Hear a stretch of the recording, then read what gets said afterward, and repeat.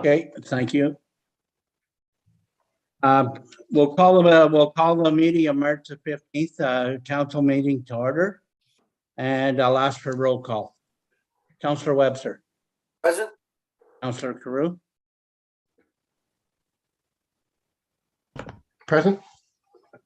Deputy Mayor Campbell. Present. Councillor Humphreys. Present. And I'm present. As we gather here today, I would like to acknowledge on behalf of council and our community that we're meeting on traditional territory of the Algonquin people. We would like to thank the Algonquin people and express our respect and support for their rich history. And we are extremely grateful for their many and continued displays of friendship. We would also like to thank the generations of people who have taken care of this land for thousands of years. Anybody got anything for pecuniary interest? None being shown. They have the agendas in front of you. I need a mover and a seconder for the agenda, please. And Tom, I'm sorry right now, I've got you blocked.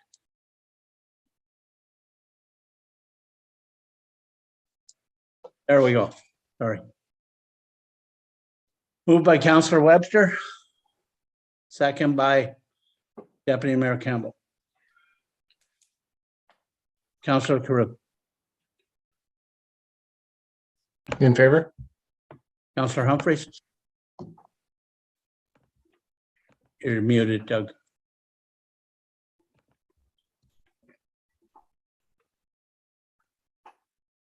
I'm taking that as a yes, yeah. Councillor Webster. In favor? Deputy Mayor Campbell. In favor. And I'm in favor. We have a delegation tonight, a local man that would like to talk to us about having a road put in the back of his farming property. So welcome, Mr. Church, and thank you for attending the council meeting. We hope to see you in person very soon. So we hope we get there. I'll leave you go ahead, Evans, and explain what you would like to see moving forward with that property. Thank you very much, Mayor and Council. This is new to me, so bear with me. So you should have 5 copies in front of you. One of them labeled A, should say diagrams or maps. And what I've done is I put A to my left-hand upper corner, and right beside it I put E, copy, E map. At the bottom left I put B, then C, and then D, if that makes any difference, just when we're going through. I got thinking about this afternoon. On the first map, A, would we all have a pencil or a pen to mark a couple things in?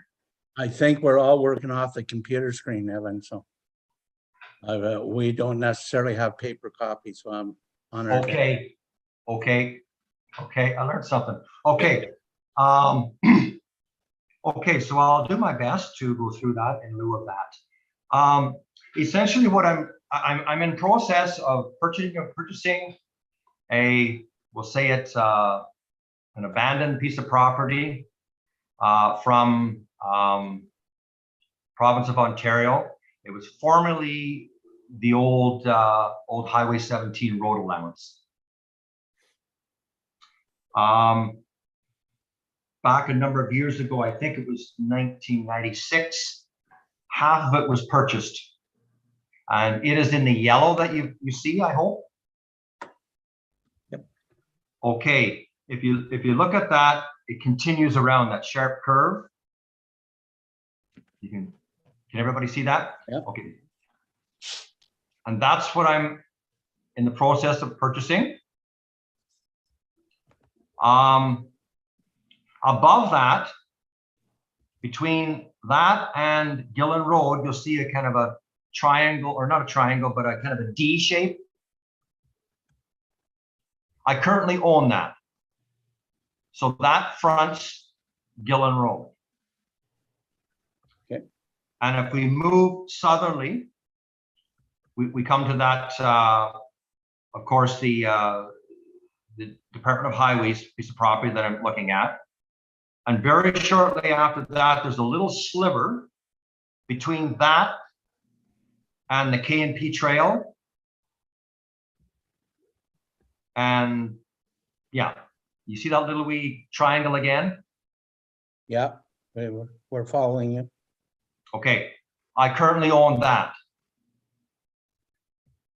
And then if you move northerly, you'll see where my name, Evans Church, formerly Nolan Farm. That's where I'm hoping to get. And that's the back of the farm field. Now, what I'm looking at here is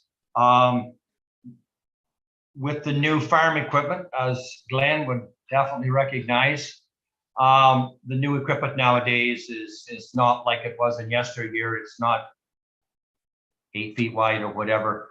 One of the farm equipments alone that comes into my farm that I have rented is 13 feet wide. It's really challenging to get into the back fields. Almost impossible. I do have a bit of an access, and that would be traveling down the old CN rail bed, or I guess the CN trail.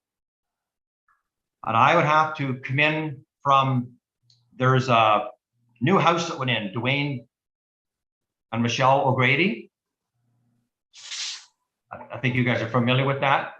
I have to come in their private driveway, get on the K&P, and go down that about 450 meters to go in this small little access gate that's currently there, been there for 100 years, so to speak. Not feasible. I don't think anybody would be very happy with the combine attempting to travel that to get in my back gate. So I'm looking to gain access off of Gillen Road, cross over the intersection of the CN Trail, and I guess they're unopened road allowances you can see in the plan. They all kind of intersection there.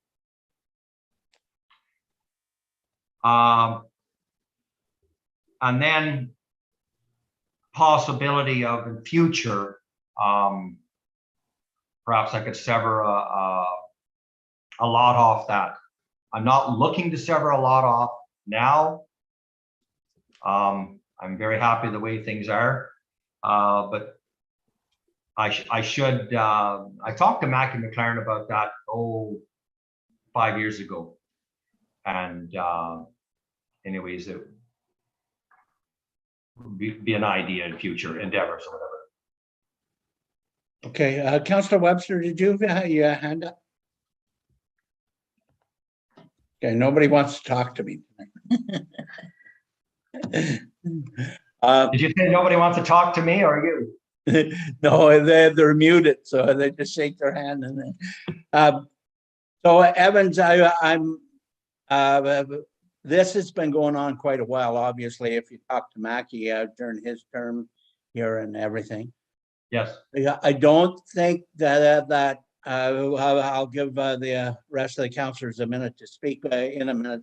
But I'm suggesting to you this is out of the ordinary for this municipality, and that we do need opinions of what we have to do to make sure the township's protected with you going across the trail on a new entrance, because we have not done this before. That we actually open a new access point in the trail itself. So we have to be 100% sure that we do everything that everybody is legally protected, including the township. Okay, So we have quite a, I don't know, I shouldn't say quite a piece, but we have a piece to go even for us, because it's a learning curve for us also. So it's something that we're going to have to work with you on as we move forward, and how it's all going to spell out. But that's basically where we are right at the moment. We're in favor of any kind of development whatsoever, as long as we can do it cost effective. And we hope that over the next 90 days or 120 days that we can come to some kind of settlement there, that you can actually go ahead and put an agricultural entrance into that. I wouldn't say, I don't think now is the time to start on a residential residence entrance that you need to just get what you want to do, and then work on it over the next few years to get it to where you wanted it on the end game. But right at the moment, the quickest way is going to be an agricultural entrance to begin with. And we lost you.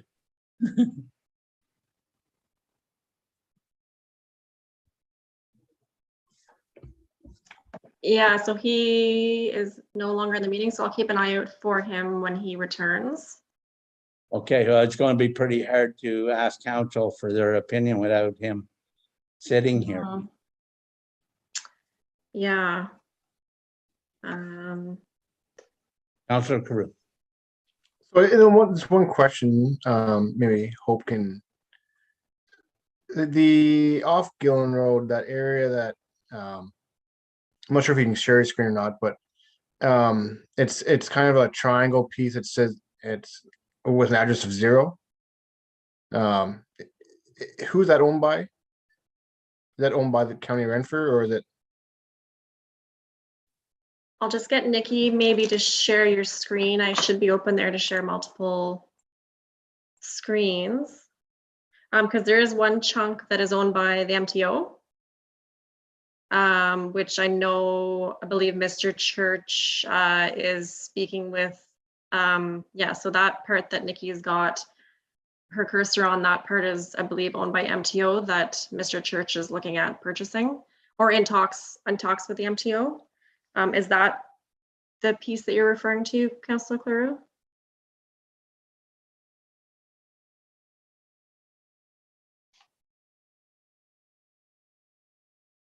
And it appears that we have also lost Councillor Claru.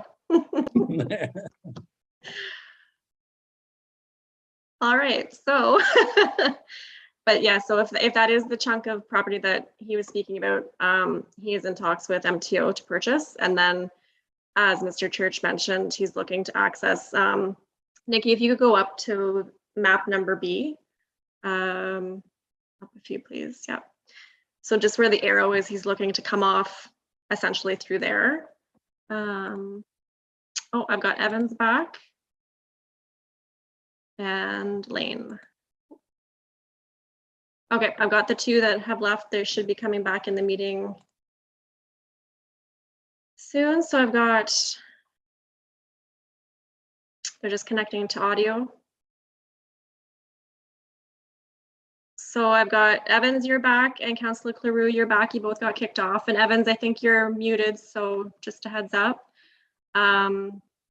We do have, oh, you're muted still.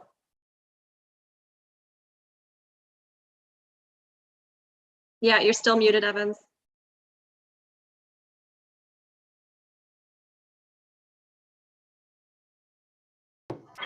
okay, Yeah, there you go. okay, thank you. So Councillor Claru had asked a question just in the little chunk that we're looking at that's off of Gillen Road, that's 0. We just confirmed that that is the chunk of property that is owned by MTO, is that correct? No, that's the, Oh. 0 is the one that's owned by me. Okay, so my, It's the next one. okay, You can kind of visualize a sharp curve there. You know that yellow map that we're looking at there with the yellow? yeah, Yeah. Nikki's just gonna pop it up there. Okay, see the upper part? See how it kind of takes a curve? See the Yeah. yellow part Yeah. one, Yeah, and then it rounds, and it's a sharp curve, and then it joins, it keeps going, and it joins to Gillen Road. That's the second half of the old road allowance okay. that I'm looking at.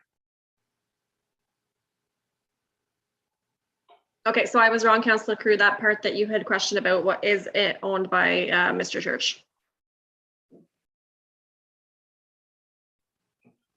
Yes, is that clear, or anything else? There's Not that, sure. and then the one directly below that is a little triangle.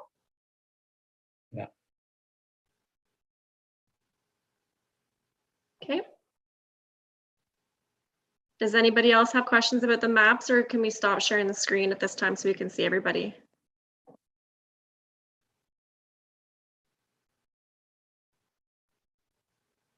Looks like we can stop sharing, right? Okay. Okay, There we go. so, we have, I don't, is there any comments negatively about this development, or is it something that we can work with Mr. Church on as we move forward? Councillor Webster. No, I'm in favor as long as, you know, as you mentioned, Mayor, in regards to liability wise, if we can get all that cleared away and it's for farm vehicles, then I'm all for it. I wondered the process that the O'Grady's, because obviously they crossed the trail as well. Am I correct saying that, Mr. Church? Yeah. Correct. So they must have some type of agreement that maybe we can follow up on, see how they got their allowance to do it or whatever. If we can hope, if you know anything about that or look into. Sorry, just before the meeting and confirming with Nikki, they did build roughly in 2011, so before our time. So I'll have to take a look into when the building permit was issued and if there were any agreements at that time to allow them to cross over and access lands across the Millennium Trail. Yeah, but at this time for farm equipment, and if we can get liability covered for the township, I don't have any issue with it. Okay, thank you, Councillor Webster. Deputy Mayor Campbell. And same thing, I can appreciate, Evans, what you're saying. I only have the hinge gates still on the farm as well. The latch side has been knocked down for the width of the new generation of equipment than the bigger farmers can afford. And again, we just have to do a little bit of background. If you're just seeking an entranceway for now, I think that's the route to go. Oh, we lost Evans again. There he is. You know, let's get that done, and then, you know, once the dust settles on that, if you're looking for severance and entranceway, just food for thought. If you're going to divide a lot or something, make sure you a shared entranceway or something if you're doing a double lot in there, just to keep in your mind. If you ever go to do if it's a single entranceway or a double entranceway for future. Oh, Evans, you're muted.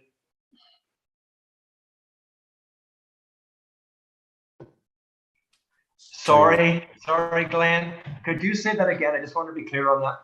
I'm just saying for now, if we're seeking an entranceway onto farm property, that'll get you across the trail. I don't think as long as we do our homework and there's no, you know, legalities and all the stars are in alignment, we're good. If you decide another day that you're going to put a single dwelling or sever a lot, that's fine. But again, just food for thought. If you're looking to put two houses and, you know, you'd look for a shared driveway access and maybe a little wider. Again, just because of the corner you're looking at, it's an inside corner coming off the property and everything. So that's further down the road, but just food for thought if you're looking forward and crystal balling. If you're just do it at once and then you're not looking at repeat fees. Yeah, so who would I who would I talk to regarding that, yeah, we're not doing something twice? Like with the access with, oh, sorry. Hope would have to answer, or Nikki. So as the request stands, so for farming access, it would be through the township office. And to gain access off through Millennium Trail and the unopened road allowance, we would have to enter into a right-of-way agreement. So that's kind of our first step in conjunction with getting an entrance permit and a 911 address and all of that stuff. So that's directly through the office staff. And then once we have that agreement in principle in place, we'll bring it forward to council for passing by bylaw. So your initial contact will be with staff. Thank you, Hope. Any other councillor comments? Councillor Carew. Sorry, yeah, and yeah, and if check with the county rancher because it's a county road. And curious if the county has any more right of ways through there, because there's quite a few different properties in there. So let's make sure that they're notified too for a permit, and then I'll see what Hope said about the crossing the actual main trail. And that's, yeah, and then one thing, sorry, and then just to add was the be curious with planning, just if you're severing land, is there frontage actually on the actual on Gillen Road? Could be a question that have to be looked at in the future. Yeah, there's approximately 550 feet, 0.65 inches of error.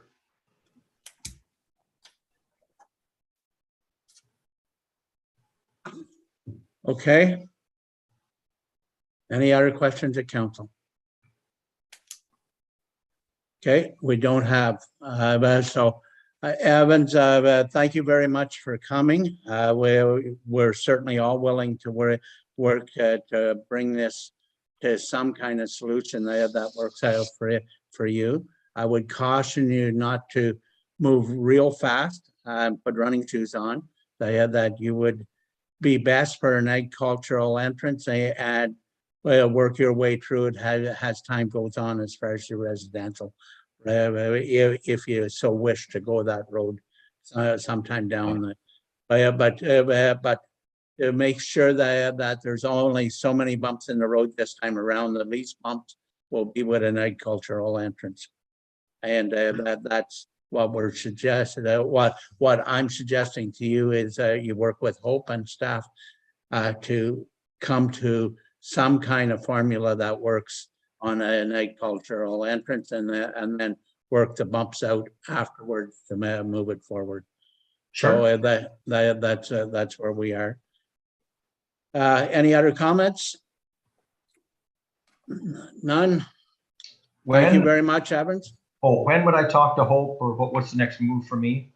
Just call her and set up an appointment that suits her schedule, because the schedules right now are fairly full because everybody wants to finally, after 2 years, get moving forward. So it's best to just set everything up with her, and she from this point forward just make sure that you communicate with staff, and if they have any questions, they'll come back to council and ask for direction. But Hope none of the staff normally does that. So Yeah, Evans, just send me an email and we'll be able to figure out a time, and I'll get the public works manager to sit down with us as well. And so we're all on the same page, and we'll go from there.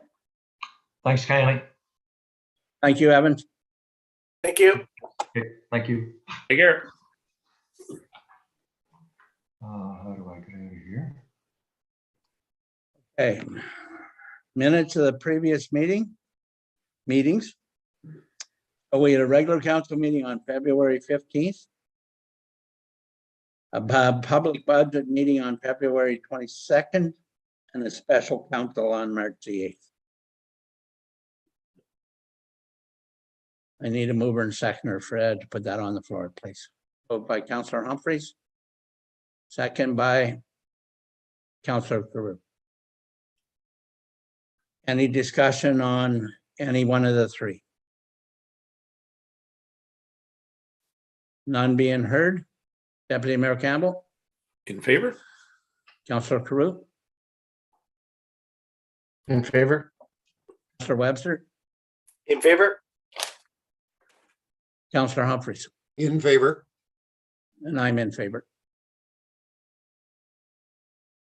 Do we have any business arising from the minutes? None being heard. Committee reports. Deputy Mayor Campbell, please take the general government. Thank you, Mayor Bennett. Welcome, Spencer. Welcome, Susan.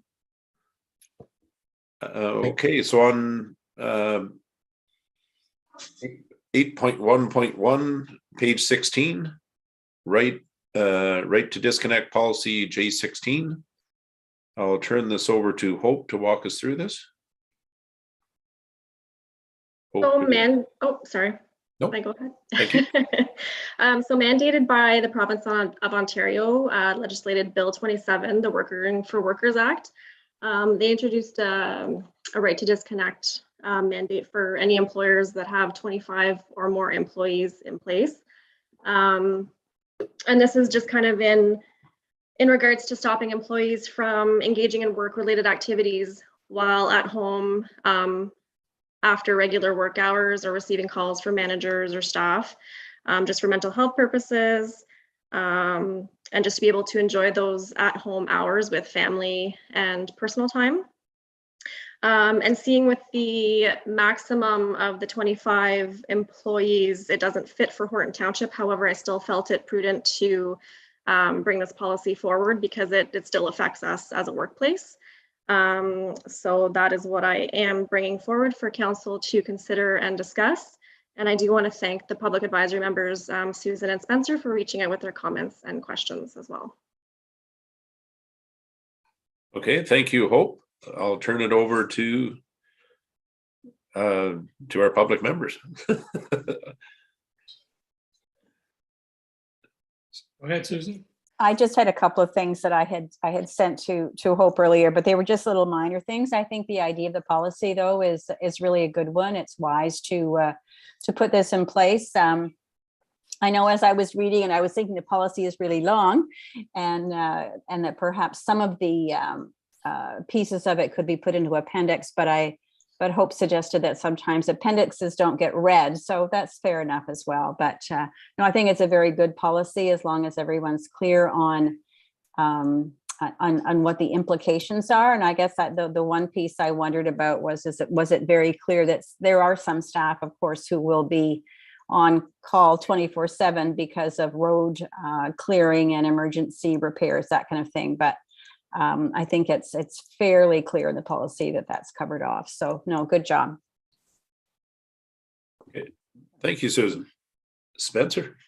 I looked at the policy and it's being implemented pretty well across both public and private sectors, more so in the public sector initially, but I expect everyone will be making this really part of their analysis. And what I asked really Hope in the group was that this will turn up in our employee manual. And as I guess everybody gathers, with all of the human rights legislation that's come along, our employee manuals are getting fairly thick. So it's easy to sometimes get lost in the detail, but it's a good policy, and I think implementing it the way in which Hope and the crew are doing is excellent.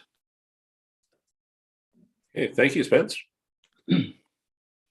Council, staff. So, Mayor Bennett. All I want to say is the office staff's been making me follow it from the day it was actually put in the paper forward. So I'm all trained in it already. Well, and I can understand, like, from COVID, every like a lot of groups working from home. So they're, of course, once they're at home, surely 5 minutes. Everybody knows what time our office closed, but once you're at home, it was through social media. It's a small community. Everybody knows somebody, and oh, they won't mind, they're at home anyway, so they must have got all their stuff done on their breaks. And I can appreciate that. You know, our council a lot, of course, wears two hats. I can understand Councillor Webster being called for building inspector, and you know, so not before or after and during hours. So when we come back to our municipal staff, I do agree, Susan. It's kind of certainly a learning curve where we're so used to being able to pick up the phone and speak to staff and always have our answers there. And again, Amanda the same way, her double hat with recreation and frontline, and then certainly Nikki with planning as well. So everybody has that one person who comes up, well, I have you on the phone, or well, I see you on the street. So no, and I can appreciate whether we're 25 strong or less. You know, we still have the right to go home and put our feet up and you know, de-stress. So no, it certainly I agree, Spencer, to work it into our policy would be great. We may have to get a little bigger binder or another thumb drive to hold it, but we're certainly looking at looking after our staff, and we know when the need is there, they'll be there. So anyone else? Councillor Webster. Thank you, Deputy Mayor. Thank you, Susan and Spencer, for your comments, but I have to appreciate staff whenever I've reached out after hours or whatever. I believe our staff absolutely knows their roles and to take care of things, whether it's the roads or whatever going on. They've always answered the bell. They know what needs to get done, and they're always behind it. So I'm supportive of the policy, but I just know our staff always goes above and beyond anyway. Thank you. Thank you. Councillor Cleroux. Thank you. Yeah, no, I'm definitely in support of the policy. I think, you know, we work enough, and I think staff need to take time when they're away from work to regroup and enjoy their families and just time off. The only question I have, which I'm definitely supportive of the policy, the only question I have with the policy speaks to emergencies, but what about regarding public work employees? If they're called like outside of their scheduled work time to call in for snow plowing, for example, and if they don't, I'm sure that they think the policy requires that they have to respond. Will this block that or have any challenges moving forward? That was actually one of the questions that Public Advisory Member Susan Humphreys did have. And I felt that the overtime section in the right to disconnect policy does address that. And then it also refers to the overtime policy that we have in our corporate policies, that if the public works crew does get in fact called out to something like that, that would be covered under the overtime portion outside of their regular work hours. Okay, great, thank you. All good questions, and again, I'm the same. If I'm out driving around a tree on the road, or somebody stops me and has a concern about some flooding or ice or something, again, I'm quick to phone or text. Rod certainly should be going through Adam, but again, I always look at, it should go through Adam, but I know he's got his daily stuff where Rod printer eats, sleeps, waiting for those calls. So certainly one gentleman who needs to do that de-stress as well. So again, looking forward to this being adopted into our program, and thank you for bringing it up, Hope. If there's no further questions, I'll go on to 8.1.2 staff report credit card policy J17, and I'll send that right over to the treasurer. Show me the money. Before I get into the policies, I just wanted to mention that year end started right after we passed the budget. So the budget just finished getting inputted today. So starting in the April meeting, for general government, we'll have the financial monthly reports again. And we'll get working on the 10-year capital and have the updated reserve balances once McKillican's provides us with our final adjustments. Perfect. Okay, so the report, as it was mentioned, the credit card policy was a recommendation from a previous audit management letter, just to eliminate the misuse of credit cards.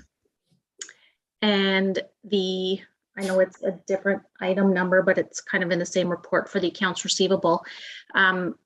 We just wanted to have a policy in place, so then if there are any accounts receivable that are in arrears, that we have the capability of transferring it onto their property tax account to be collected through taxation. And I've also sent a copy of these to our auditors to review and give us their feedback just on the wording and just kind of firm things up. So don't know if anybody has any questions.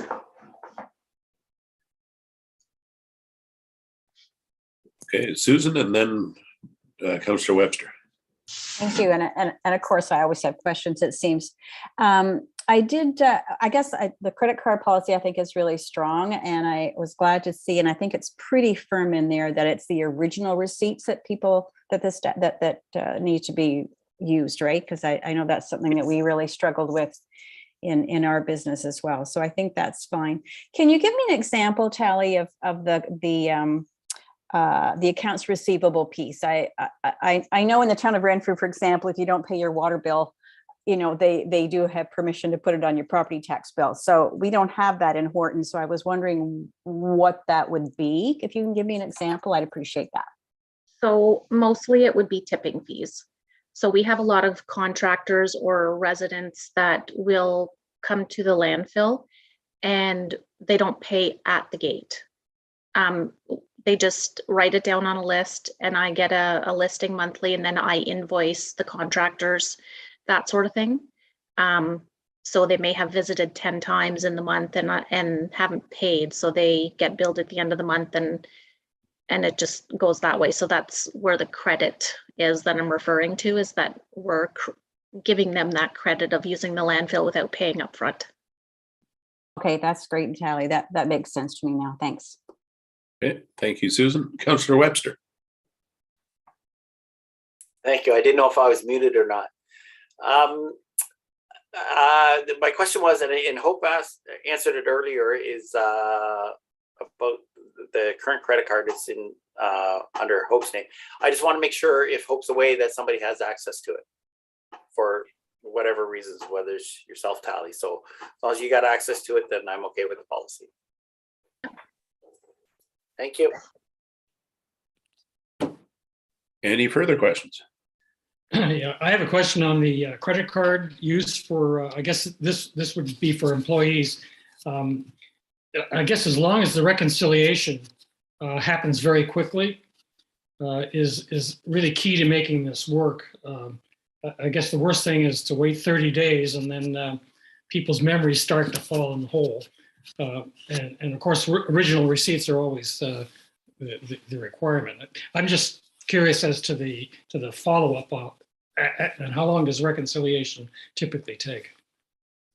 I'd like to think I have staff fairly well trained that as soon as they make the transaction, they put a copy of the receipt in my mailbox and I just keep it in the file till the statement comes in. And yeah, so it's pretty seamless.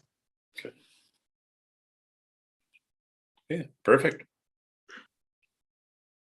Councillor Cleroux. Yeah, and both good policies I think to have. Just a few comments. It's actually one of the comments I meant to talk to Hope today, and I forgot to mention.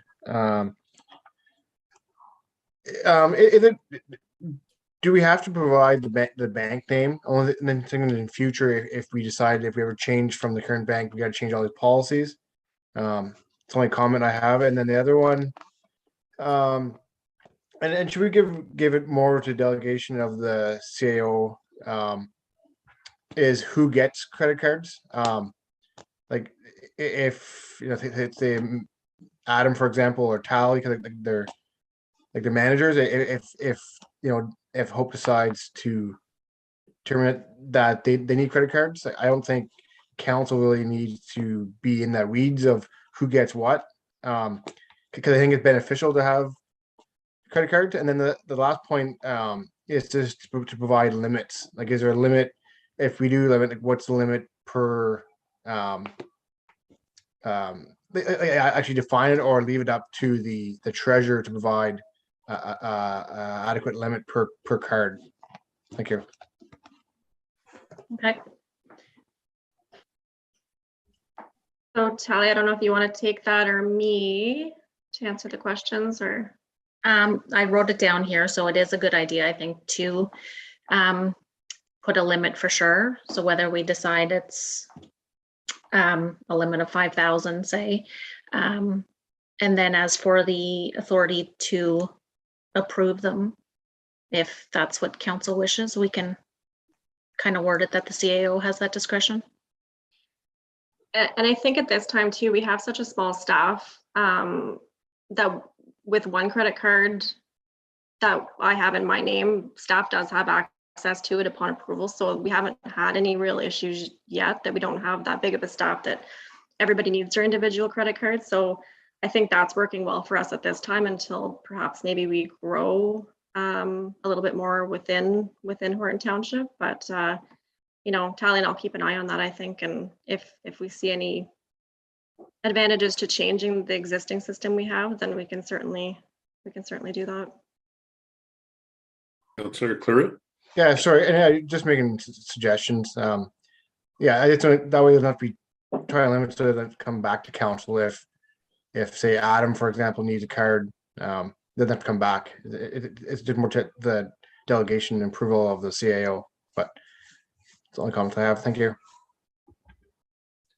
Councillor Humphries? Just a quick question. Where would you really use the card? Like, I know for emergencies, I can see Adam maybe out and they have to get something going with a truck or something, but where would you actually use your credit cards to fill in the gaps? Well, a lot of places it is an online system, like we do all our office supply ordering online. And a lot of our memberships are done online, like that sort of thing. Yeah. Because then it's kind of, it's immediate and we don't have to put it through our check run and that sort of thing. So. No, that makes sense. No, I just was thinking, you know, as my dear wife, she shops online, so the credit card company knows her number off by heart. So I just wanted to follow up on that. So it is online stuff. Yeah. You know, I can see it for Staples or wherever you're getting your paper supply. Everything's done with credit cards and, you know, or e-transfer. So this is a better system. So just to thank you for clarifying that. Thank you. Okay, Mayor Bennett? But just have, so everybody's aware, and I'm sure you are, when we get back to in-person with conferences and a meeting and that, there is going to be credit cards issued are needed in order to get through the conferences. So we'll have to work on that. They're not fired up yet, but we did run into problems before in previous council, because we got down to the Royal York at one time and they wouldn't take our credit cards because it was registered in the township of Horton and we didn't have a township of Horton. So we spent 2.5 hours trying to get that resolved so we could get checked into the Royal York, because they had a rule there that if it's registered and charged to the card that's charged to is the one that you have to use. So there is a little hiccups like that. That we'll need to address as we move along, but that's still down the road yet. And I agree. I remember the first term of council and we were all issued credit cards. And again, I didn't, like, for use of conference was the main. And of course, I received it and I just never thought I would use it. And I went to my first conference and well, use your credit card to register. And well, I hadn't even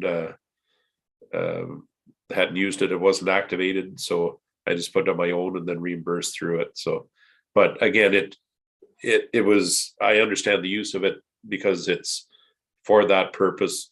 It's registered. It's not, well, here's off, Glenn's credit card and switch it back into the township's name. So there's, like you say, the paper trail, original copies, everybody has to be trained on it. Away we go. So all good questions. So then that limit too would be minor, especially for council, because it's a minimum use. Councillor Webster.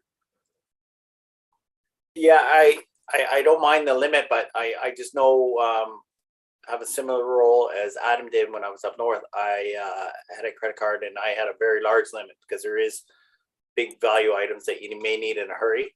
And you don't want that to hold up the process. So ensure Adam is comfortable with it, whatever number you guys pick. That's all. Okay. If that's all the questions on that, we'll move to 8.1.3 staff reports, accounts receivable J18, or we're bypassing that. Yeah, I did the two of them together in the one report. Perfect. Thank you. You passed. I was testing you. Okay, we'll go to 8.1.4 staff report, health and safety update, page 28. And I'll turn that over to Hope. So this is just an update. Staff have annual health and safety training.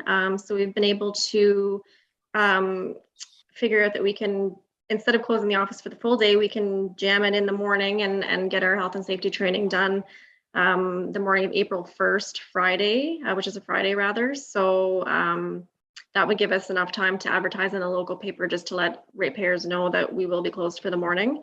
So we can make sure that we are trained properly. In addition to, if once we get the policies passed as well, we will be going over that with staff, just to make sure everybody's on the same page with what has been adopted by council.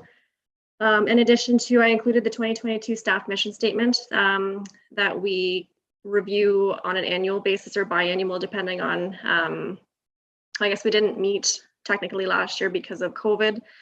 So we're looking at taking a look at our staff mission statement and getting all of staff on board and making sure we all agree that we all have the same endeavors within Horton Township.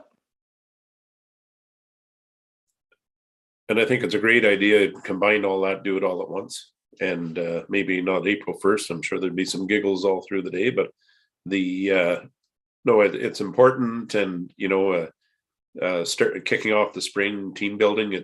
That's a great idea to have it and get that out of the way and refresh everybody on the just the simple use of fire extinguishers, where they are, the use of them. And again, I like the idea of just shutting down, get it done, and we're done.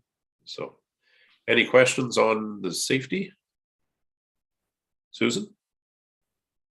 Just a quick question. I was looking at the list, Hope, that you had under the public works safety training, and it's how to use an EAD. Is that correct, or is it an AED? It should be an AED. Okay, yeah, good. I just wondered if there was a new acronym I had caught up with, yeah, which is quite possible. So no, okay. That should read AED, yes. Okay, great, thanks. Okay, perfect. See, everybody's reading, so. We're testing you all. Testing. Okay, so that's Susan. That's another mark for her. Okay, so lastly, we have 8.1.5 MLES fourth quarter report, page 31. And this is the call outs we've been getting, and it seems that dogs and cats are having their run of the roads. And I must say, and I have to commend everyone, social media, I've never seen so much support in getting these pets home. Lost, strays, adoptions, good for everyone for reporting it. And you start to see those same names come up and people jumping in and wanting to help. And, it's really great to see, and that's the community we live in. Any reports on that? I see most of them have been resolved. A few of them have not. And but again, it's a busy quarter.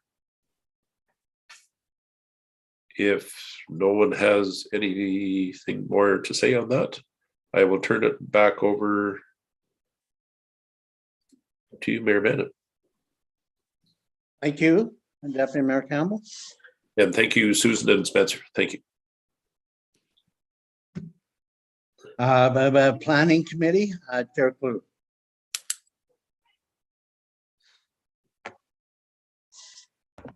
Thank you. Let's wait to the public advisory members to join in.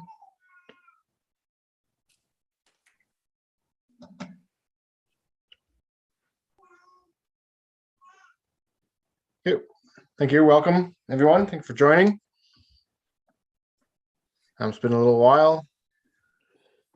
Hopefully we be in person very shortly. So first item, consent application B9921, Renfrew Golf Course. Council received this report as information, and I'll pass it to the officer, Nikki DeBow, to provide her information. Okay, so kind of the same report for the next three consent files. So in 2021, the County of Renfrew changed their process. So basically, by the time anything comes to council, the decision and planning report has already been passed by the county. So it's essentially just coming to council as information. So attached to each file is the planning report and the notice of decision that's already been like sent out to the property owners. So kind of just kind of giving you guys an update on that, whether you guys want to have Bruce come down from the County of Renfrew, the manager of planning, and just kind of go over the whole new process, or what you guys kind of want to do.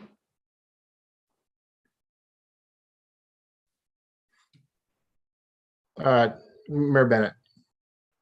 I thought we've had spoke about this, Nikki, before, and that was what we definitely need to do is we need to get the county to educate us on how we can move things along a little bit quicker than they're happening. And obviously we need them to come to educate us on how they think that we can make this more efficient for everybody. And I would hope that I know the county is opening back up to the public. This next council meeting at county is actually in person, and hopefully it continues on from there. So I think we're pretty well prepared now to have them come and present to us in person, and our public members would have to be notified of that meeting and set up with them that they could ask the questions also.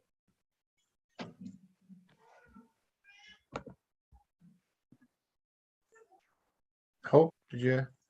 Yeah, I think it'd be prudent to invite them to potentially the next planning committee meeting that we're hopefully going to be holding in person, the second meeting in April, just to go over after tonight's discussion with the planning. There are a few other items that needs to be discussed, and then if we invite them in April, then we can address everything that we're also discussing tonight.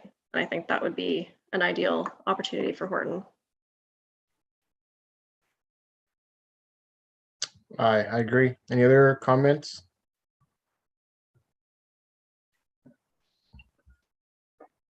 Okay. Go to the next item.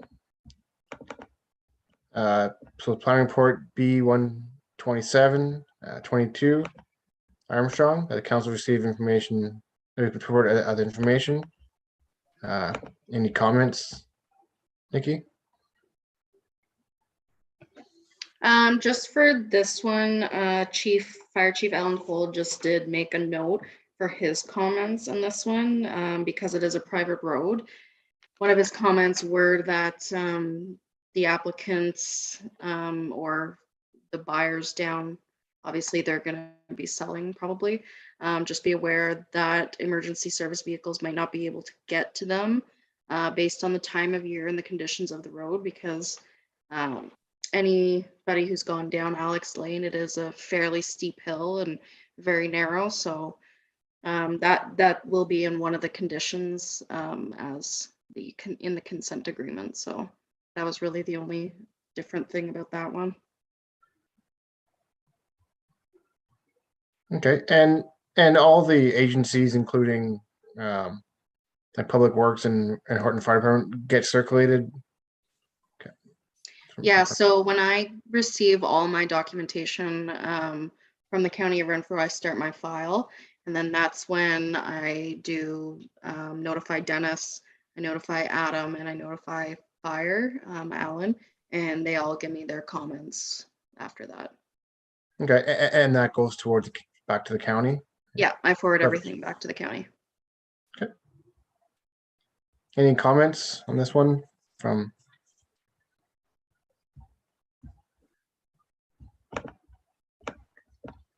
Okay, sorry, and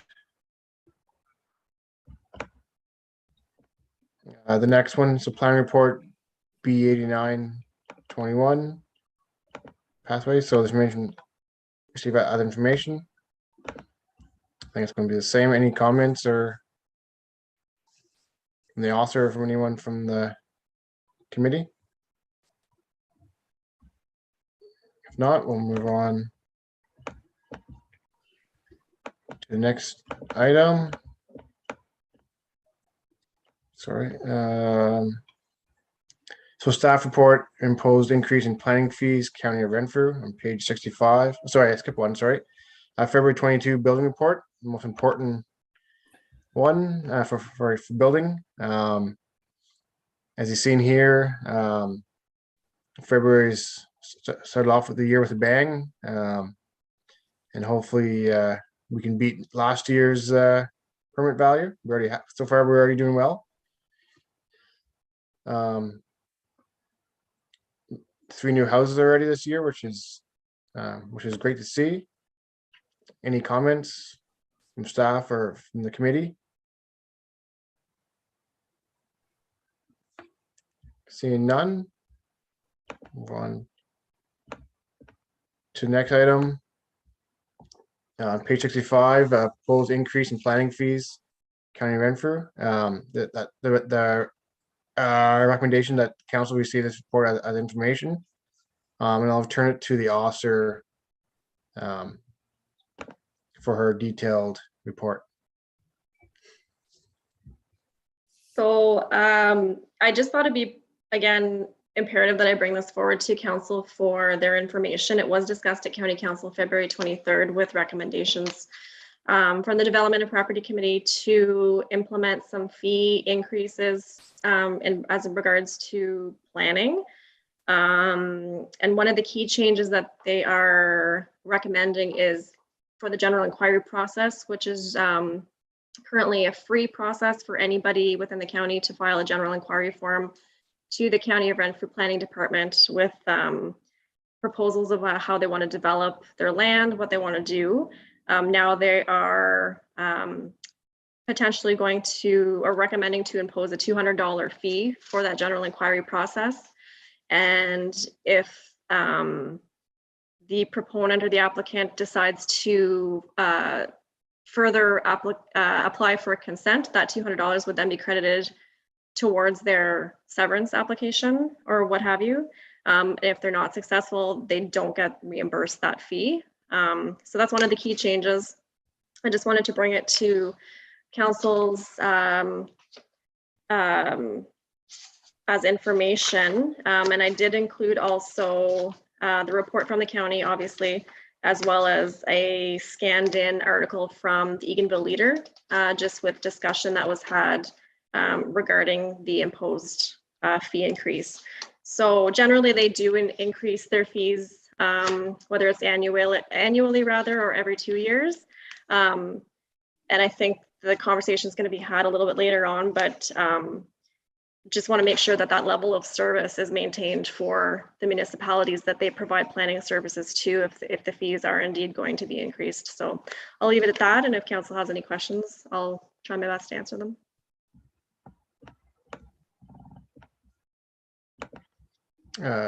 Sorry. Deputy Mayor Campbell.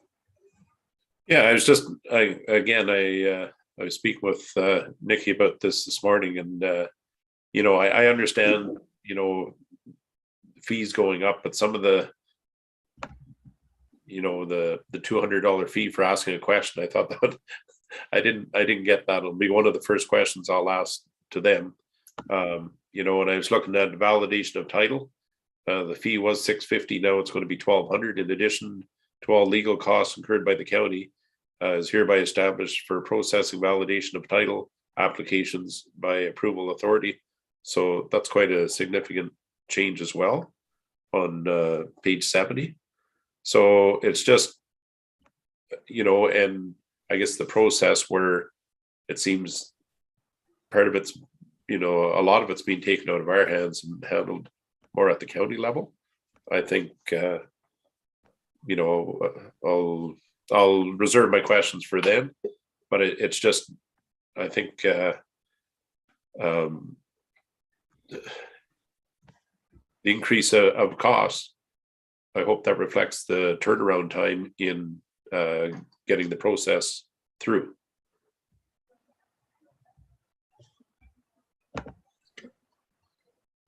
Thank you.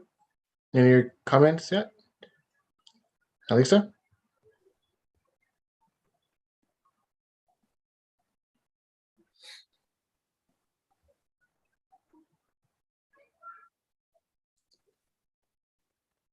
Lisa, did something just pop up? I just asked to unmute you, so something should have popped up to click on it.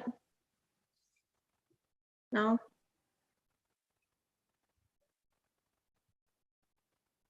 We can't hear you. Bottom left corner of the page screen.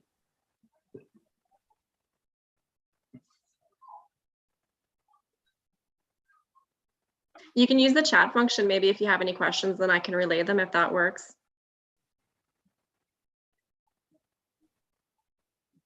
We can go somewhere else and come back to you. Sorry. Oh, there you go.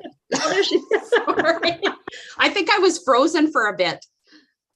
I guess my question is, like, the fees, would they really have anything to do with the turnaround time? Like, I'm thinking the delay in turnaround time might be just due to the fact that there's so much building and development going on right now.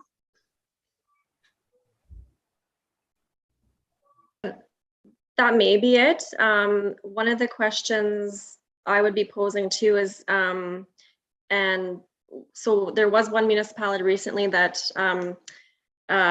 took their services out of the county of Renfrew and are doing severances on their own now.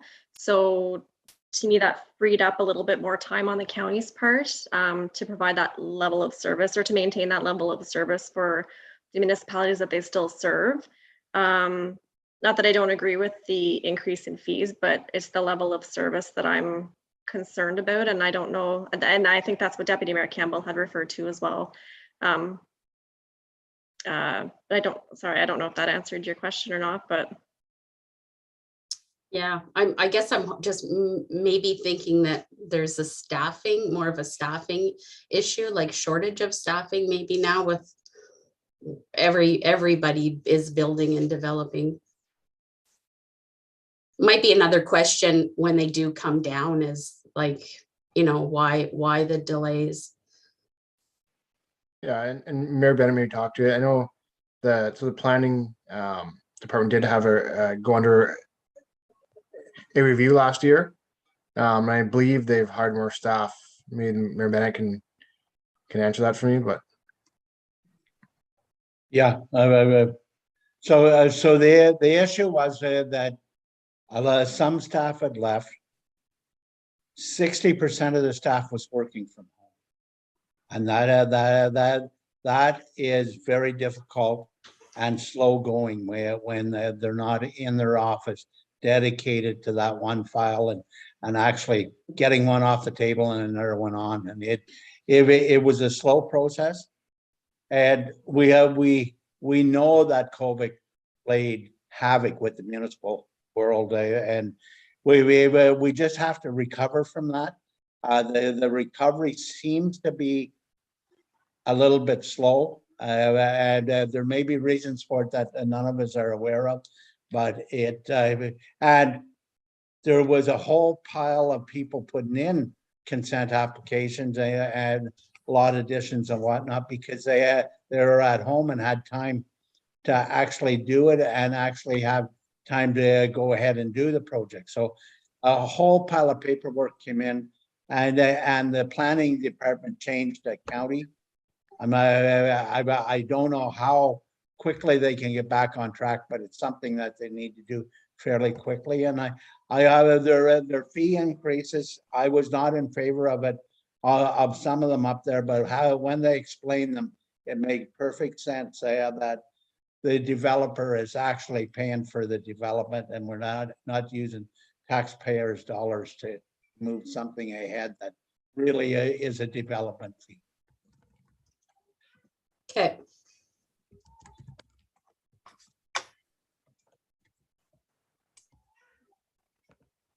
Sorry. Bob, Mr. Cassidy. Oh, you're muted.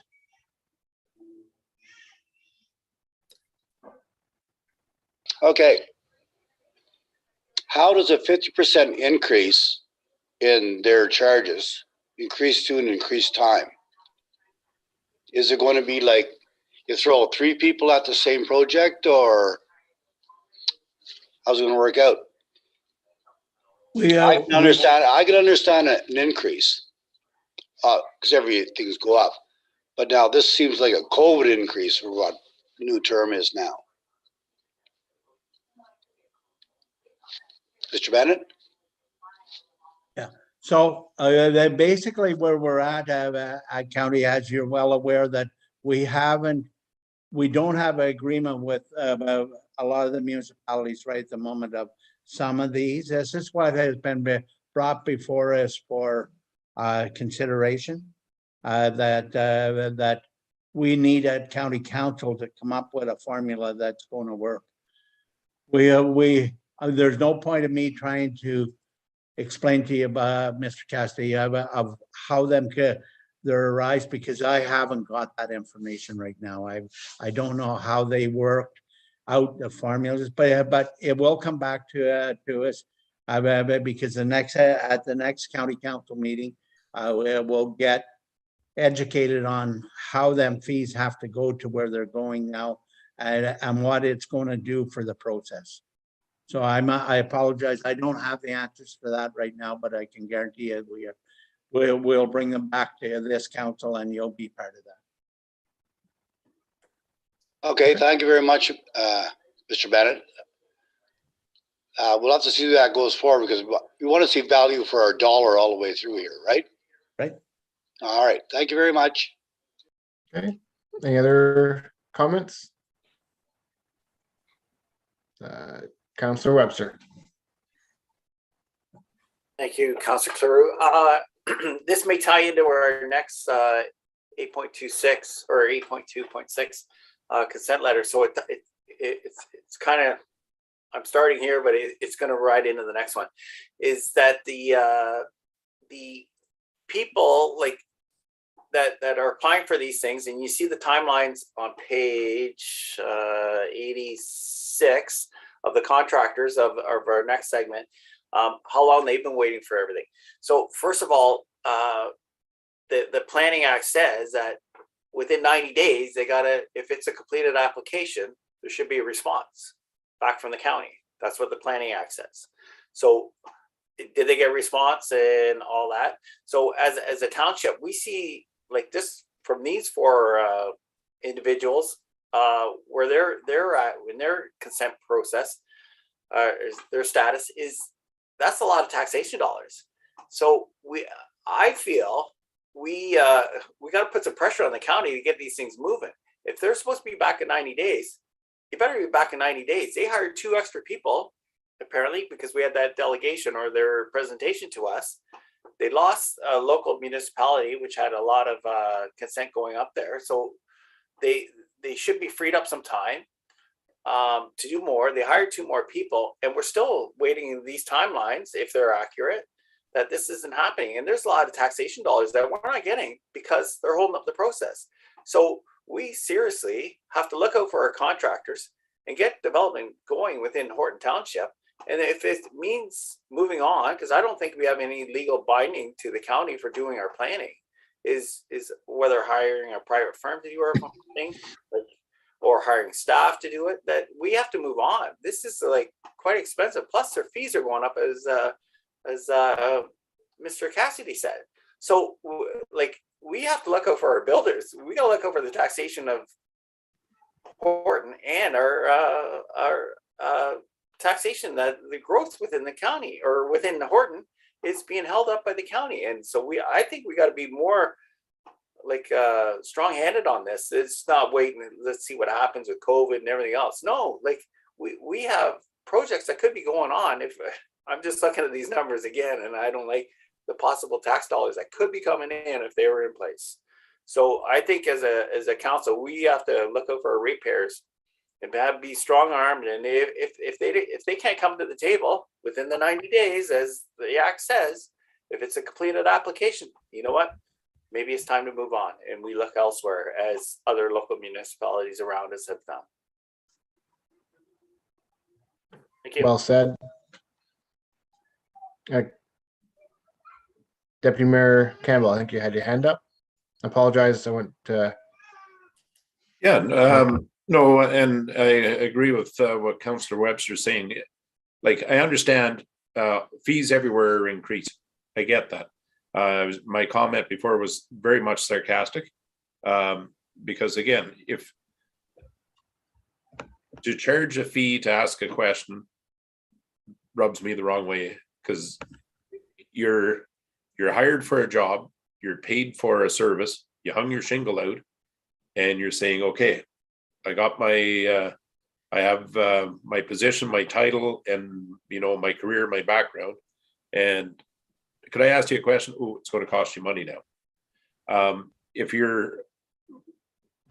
that should be built into your fee when your application fee, I should say. So yes, I very much would like someone to come down and explain to me. Yes, a fee increase. Yes, if it's the wheels turning slower. If we're saying COVID, that's part of it. If you're working at home, you should still be working. And then again, with the expansion of the 17 corridor heading our way, you can see that every intersection from Empire back, even Redford, O'Brien Road back, you can see the increase in the development going on and the future developments. So it's only going to increase. And yes, so we need faster turnaround. And if 90 days is it, again, if you're going to charge more, then you're going to need more staff to back that up. We can't stand, coming ahead in our schedule tonight. We'll see some complaints coming in of just what we're speaking of. And that's what we're here for. That's the number one job of as council. Now's the time to come to the table. This is what we're elected for. When there's issues like this, we are that voice that are supposed to be representing the residents of Horton. Again, record-breaking sales of property, record-breaking sales of housing. And we owe it to the residents of Horton to help move that along, and an information night sooner than later. And again, as Councillor Webster said, those tax dollars, we don't want to stand up or hold those up. Economic development, well, here we are. And we have some major players in as far as contractors, developers, and a lot of money being spent during COVID that seem like they're in a holding pattern, and we need to do something about that.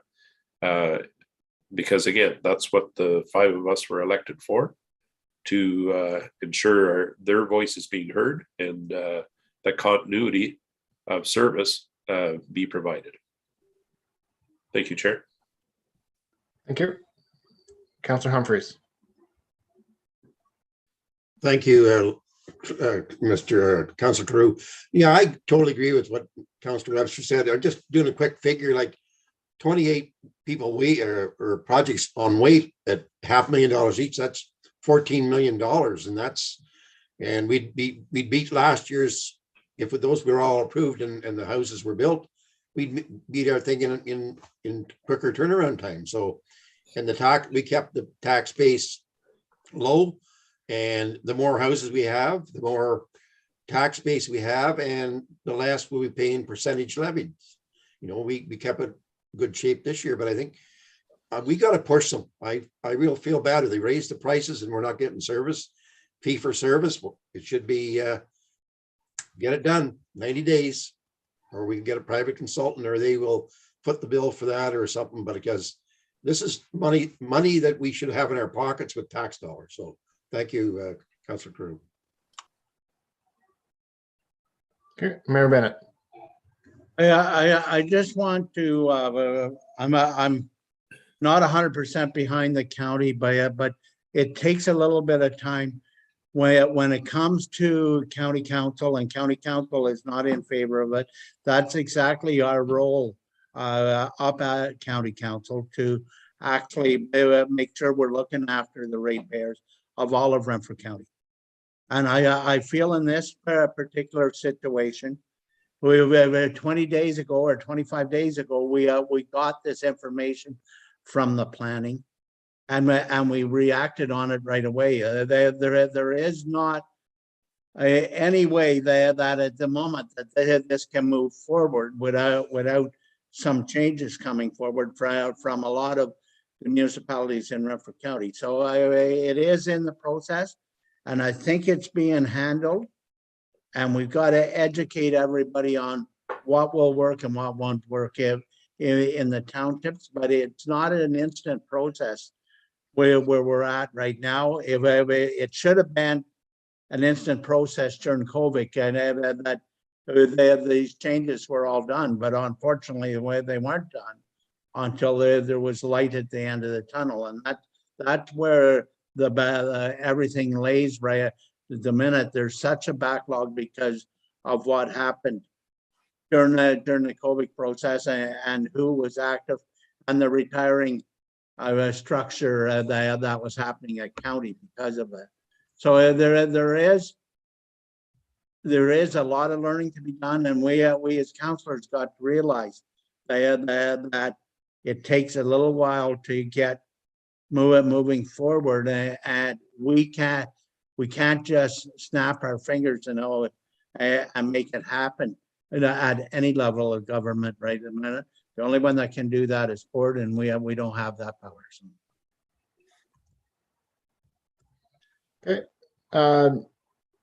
So Mr. Johnson, did you have anything? And I know you don't have your video on, but I'll give you the opportunity to have any questions or comments.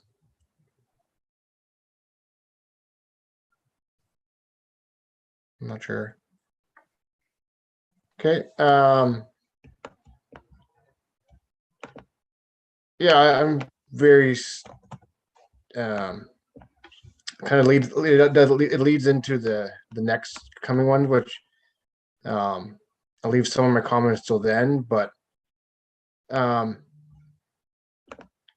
don't agree with some of what the councillors say. Councillors provide comments. To do a general inquiry, that's a tough one. All this planning leads to future development, and there's an argument that will it lead to will it limit some development, I think there's an argument that there would be. With developers that are experienced developers, they know the process. They know, like they know what application they need. But for a general taxpayer that's never gone through the process, never done a minor variant, never done like a zoning amendment, official plan, or done a severance, they have no idea. Which because they never gone through the process, right? And to give a fee to that, just to ask a simple question, for me, it's not. I don't know. It's not like it's free now and going up to $200, and just with a lot of future development coming with land selling, that the only way we can afford this if we sever a lot kind of off it kind of thing, and not going through the process, and just to have to pay a fee to get that. It's kind of, I think I'm not 100% for it. And then in raising some of the fees, I know I could see a small fee increase, but some of these fees gone quite a bit. And the only question I had made for Hope, this is new fee for amendments to the county official plan. It says 2,000. Then it says local planning approvals has increased official plan amendment by 400 to 1,500. Is that the same thing, or is that a different item? Maybe Nikki or Hope can answer that. Sorry, what page is that Sorry, on? On page 67, there's says new fee amendments for the county official plan. Then it also said increase official plan amendment by $400 to 1,500. And you don't have to answer that tonight. Just, I don't know. What council feels is if we should be providing a letter to the county saying that to maybe not to increase some of these fees right now, or not increase it as some of them going up drastically. I can see a small increase, like a consent application going by $100, stuff like that. But I don't know if it's going to result in better service. And then there are taxpayers providing a service. If we had planning in-house, or if we subbed it out to another municipality, or had a planning firm do our planning for us, we would set these fees. It wouldn't be them. You can say that the county's working for us. In this case, they're providing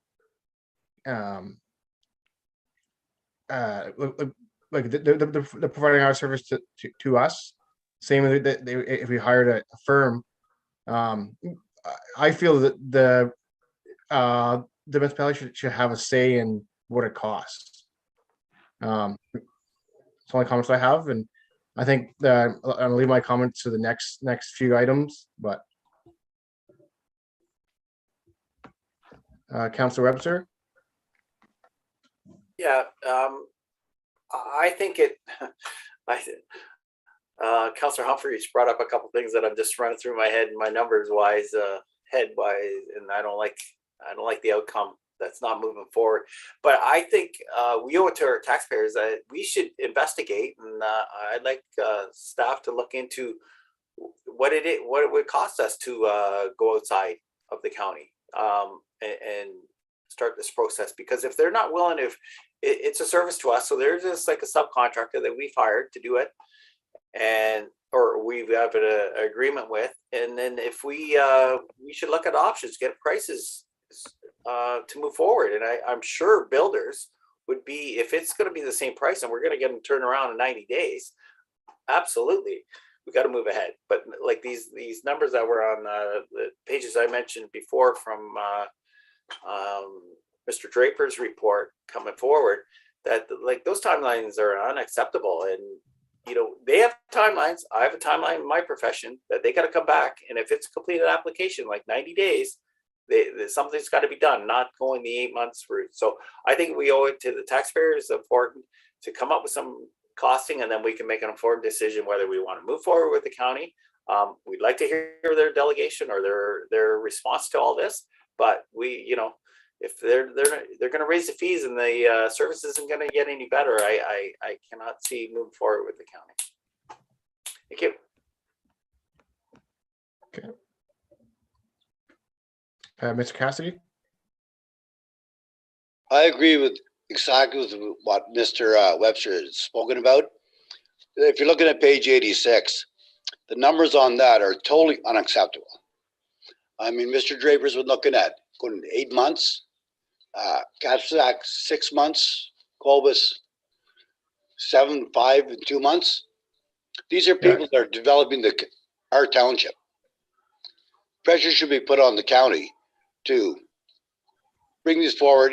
I think these are only consent. Can I do it or not? I mean, that should take a month at the most. So I think the mayor and the council should go to the county and say, if you can't speed it up, then we're going to look at other issues. Put them on notice. Thank you. Thank you, Mr. Cassidy. I think we're moving to the next item.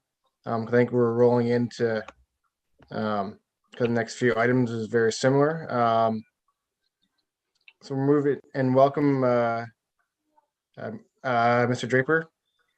So we'll move to item 8.2.6 consent letter, Eric Draper.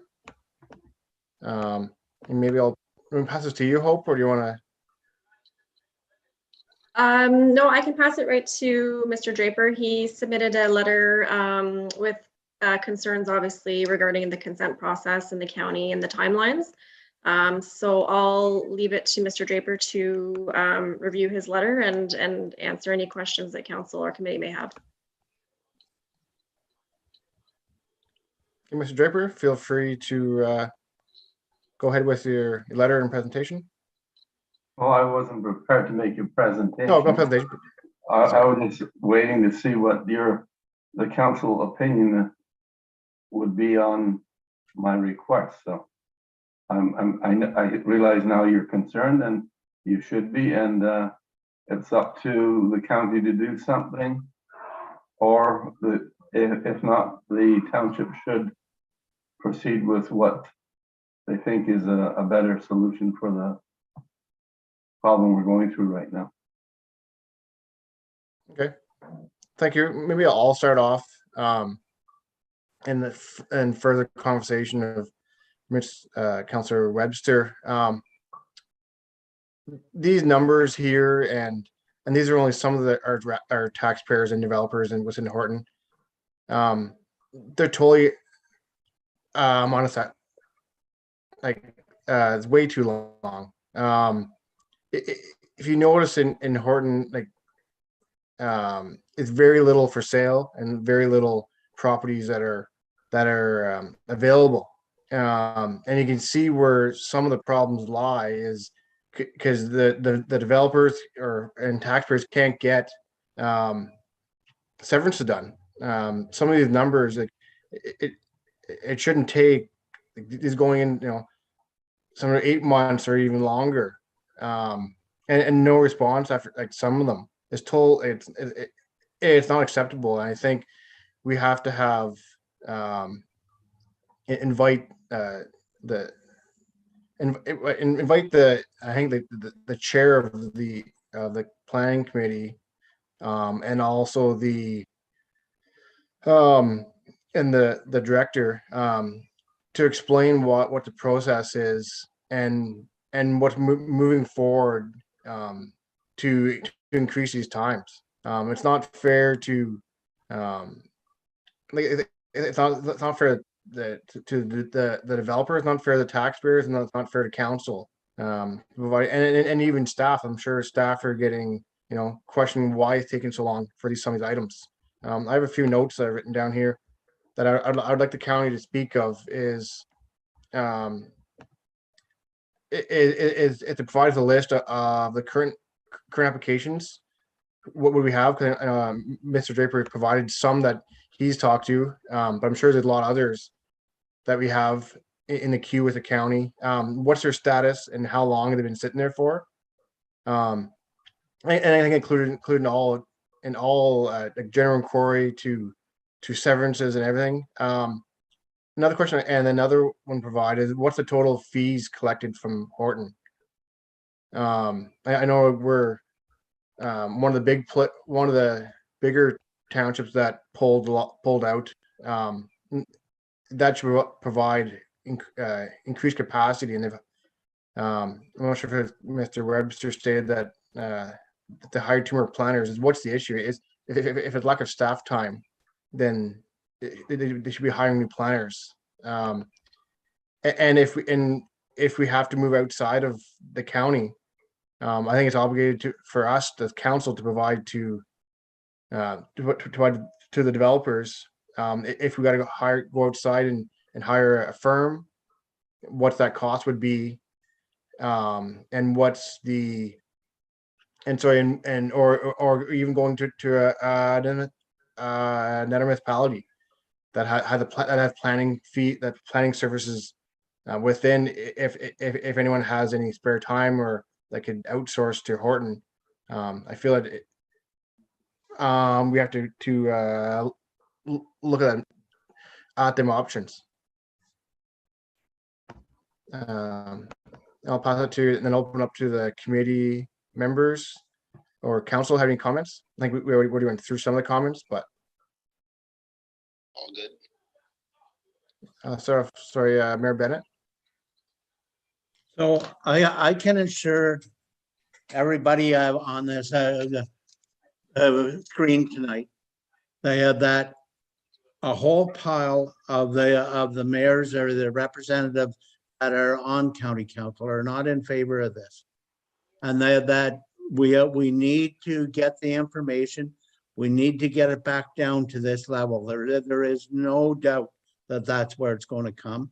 Even with a recorded vote, there's lots of votes to actually put it back down to this level, and that's where it was previously in the last council meeting. It didn't go anywhere, and there is municipalities that were very upset with some of the stuff that was going to happen in theirs. I'm taken back right now to county, and I'll be working on it come Thursday morning. That I'll be talking to the warden. I'll be talking to Paul Morrow.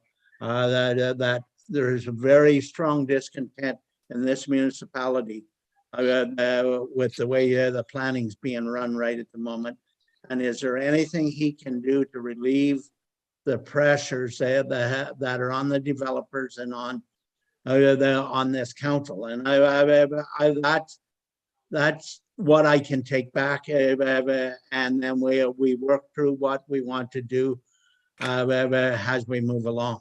But our actual council meeting up there is not till the following Wednesday, and we need to have all the information that we have, because and I'll be doing my calls to the other mayors and that have issues also, so that way we're not saying the same thing. We're saying it has a group, not just each individual one coming, because that will prolong the whole thing. If we are going to act as a group of municipalities, then we need one voice saying it. So that might not be my voice saying it other than in that group, but I can assure you that I'll do my best to actually get what's behind us caught up, and I'll bring that very strong to both the warden and the CEO up there to make sure that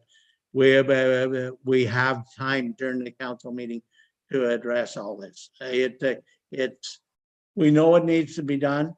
We're sitting here as a municipality, sorry that it's happening, and how we can fix it. But the quickest fix right at the moment is to try and get it through the county as quickly as possible and make sure that we're on their back as much as has to be in order to get this moved along, because even with a consultant group, we're not, we just picking somebody out and getting them to do it, it was just going to prolong the process right at the moment, and that our developers need action now, and I totally realize that. I was very disappointed that they came up with a formula that took all the communications from this level of government and excluded them when this happened back in September, October. And we got nothing back from the planning department saying that we knew what was happening in our own municipality. Now that has changed a little bit. That Nikki did get information that's in our package, and I think it's up to us as your representative at county that we get this repaired as quickly as possible and getting moving forward. And if council wishes to investigate consultants, then we have a little bit of a time frame to make sure that we do that, because we don't want to stall anything that's going forward right now. We just need them to address it ASAP. Thank you, Mayor Bennett. Lisa? So would we still have the county come up and have a discussion with them? Like I know Mayor Bennett's going to go and bring it up at the next meeting, but I think it would be good to have the county come and just review some of these fees and also the backlog. Yeah, I agree that. Hope? Yeah, thanks, Lisa. I was actually going to summarize that at just the end of this conversation, was just to clarify staff direction was to continue to invite the county of Renfrew planning manager, whether it's and plus the director of development and property, and perhaps maybe the chair of planning up at the county of Renfrew as well, to come down and answer some of the questions that council has and committee has. And then in regards to, I think Mayor Bennett will be the voice to create that group to speak to at the county level. And I think that was the direction. I just wanted to summarize the direction that staff was given, and also for me to start exploring options outside of the county, just to have that in the back of our pocket, just so that we have that information. Thank you. And sorry, and is it worthwhile to send a letter, like include a letter and circulate the other municipalities, providing that, we need some action here? With the influx, every municipality has seen the influx of needing homes and raising the prices of homes because of the lack of inventory. It's not just a Horton issue. Is it worthwhile to send a letter to the county and circulate to the two other municipalities in the county, stating that we need action? And if it's I know that they just went through a review last fall, but if it equals hiring more staff or whatever it is, we need a solution.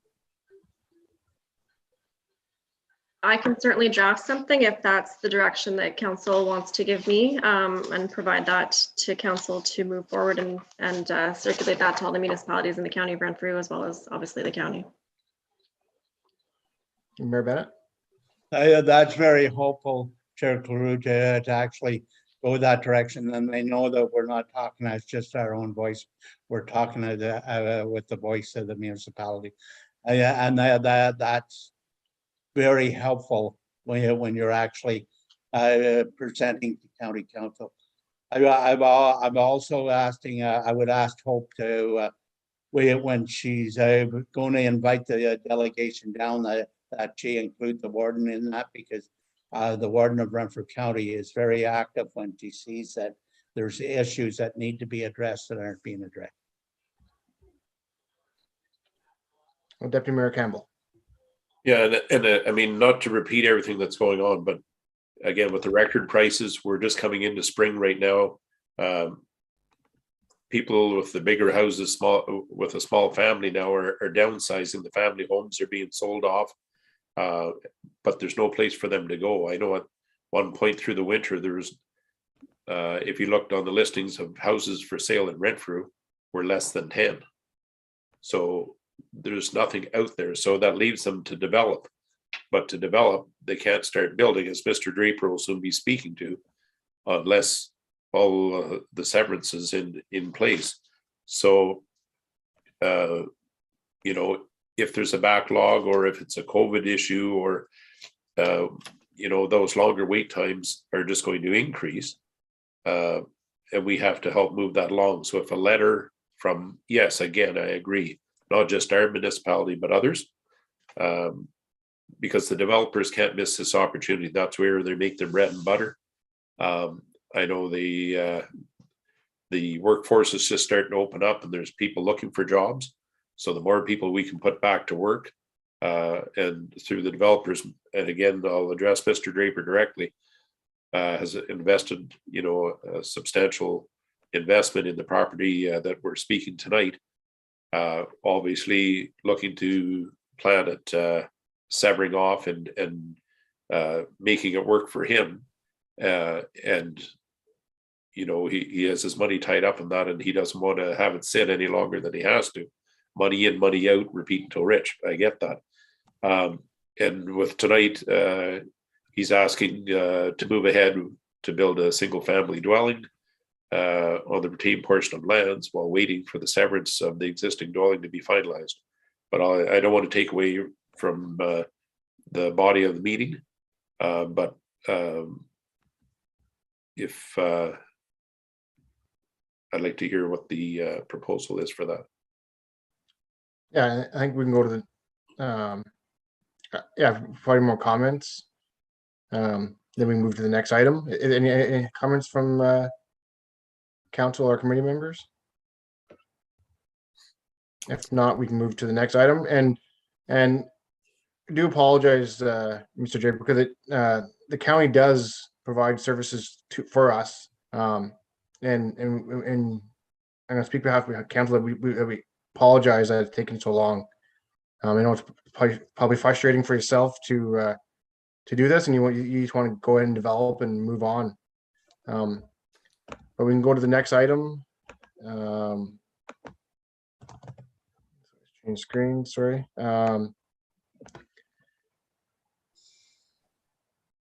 8.2.7 staff report, request to build, Eric Dripper on page 87.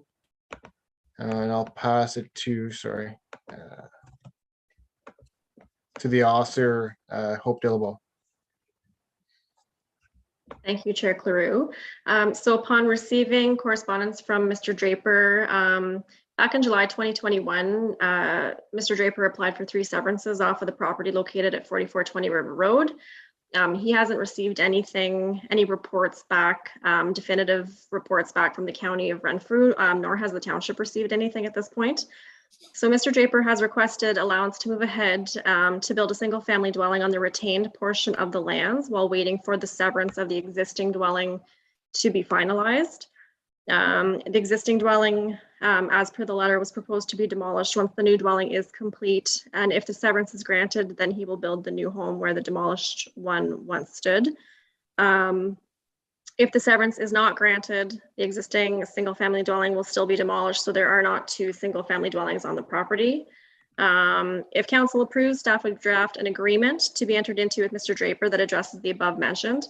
And again, this is all in reference to the timeline provided by the county that Mr. Draper's been waiting since July, and now he's looking to develop in the spring. So I'll leave that up for council discussion, and any questions can be directed to Mr. Draper also. Thank you, Hope. Do you want to add anything, Mr. Draper? No, it's to the point. This procedure has been done in the past in the township. A farmer up the river road from myself, he built a new house while living in the old house and demolish the old house after the new one was complete. So I'd like to be doing the same. I thought I was going to repair this house, but it doesn't look like it's going to happen. So I'd like to proceed with a new house as soon as possible. Deputy Mayor Campbell. And not to add insult to injury, Mr. Draper, and correct me if I'm wrong, Hope. So we have allowed in the past to have another house built on the same property, but is there a $5,000 fee that has to be paid for that, or has that been waived? We have, if we take out the planning issue, like the severance applications that are still outstanding, that is normal practice with the municipality. There generally is a small deposit fee paid, as well as an agreement and bylaw passed by council and entered into with the applicant, that once the new single family dwelling is erected and occupied, then they have a timeline that the existing single family dwelling must be demolished and a deadline to do so.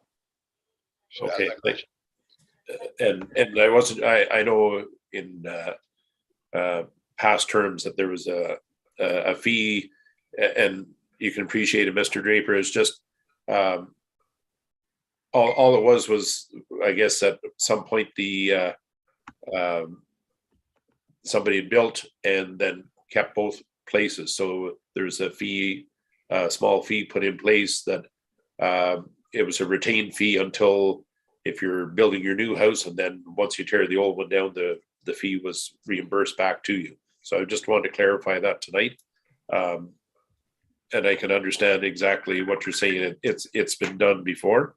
So it's past practice should say upon decision of council that you should be able to go ahead. So I'm happy with the fee. I knew it was between 4,000 or 5,000, and that doesn't bother me. It's just time's an issue. Yeah. To proceed when the weather's good. Okay, just wanted to bring it to the forefront. No surprises. That's right. That's good.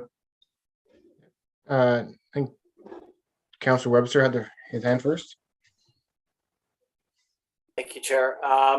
So there is quite a bit of difference here I think, if I'm hearing everybody correct, that this agreement is a house for a house on the same lot. There's no severance and everything going on. County's not involved, no planning. But this one, there's a severance already been applied for.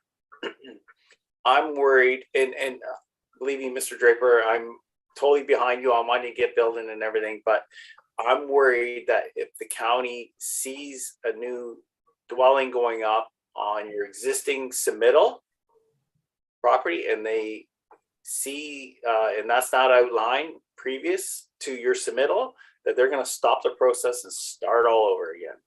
I'm really worried about that. If that would be the case, and then you're another 90 days. So I know you're in the system, you're in the queue or whatever, get going. But if we proceed to allow this to happen, I'm really worried that they're going to look at it and say, whoa, hang on here. That's not what Mr. Draper submitted originally. So let's start the process over.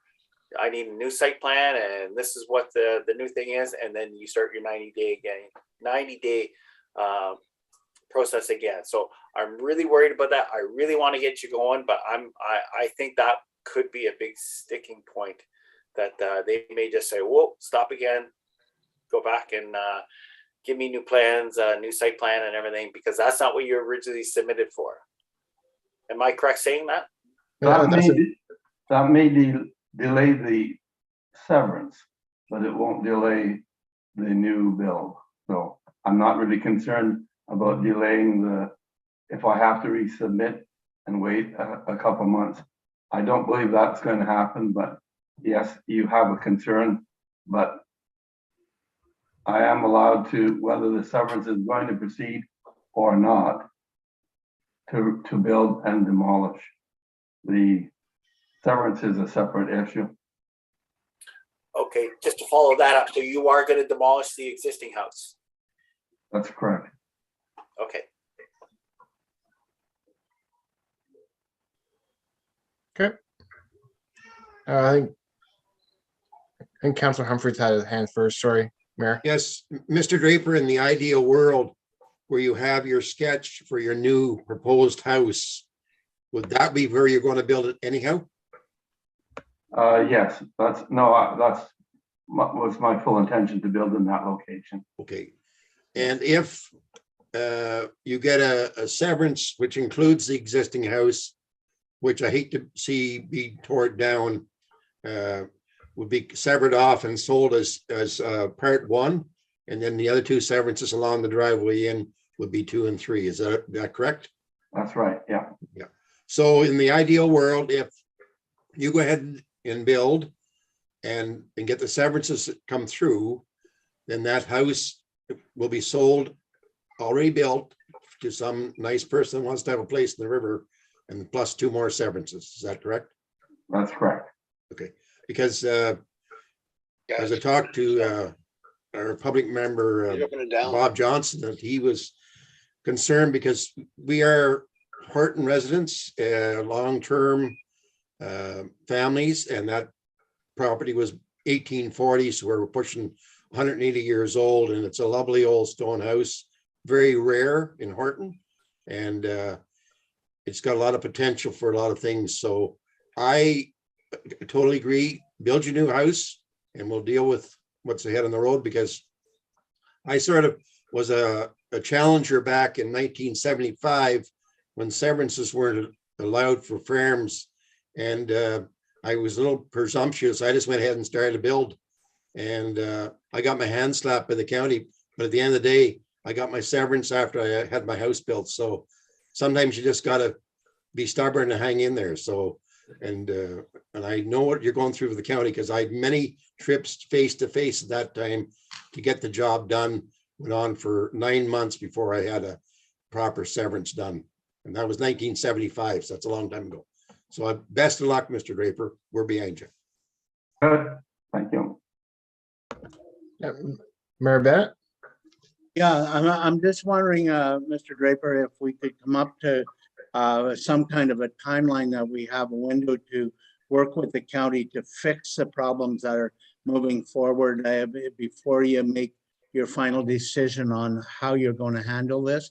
I would think that like I'm certainly going to go back with a very strong voice that the time window is closed now, and we have to move forward, and that it is causing issues, and not just in this municipality, but I would like to resolve this as quickly as we can, and I think that window can be fairly tight.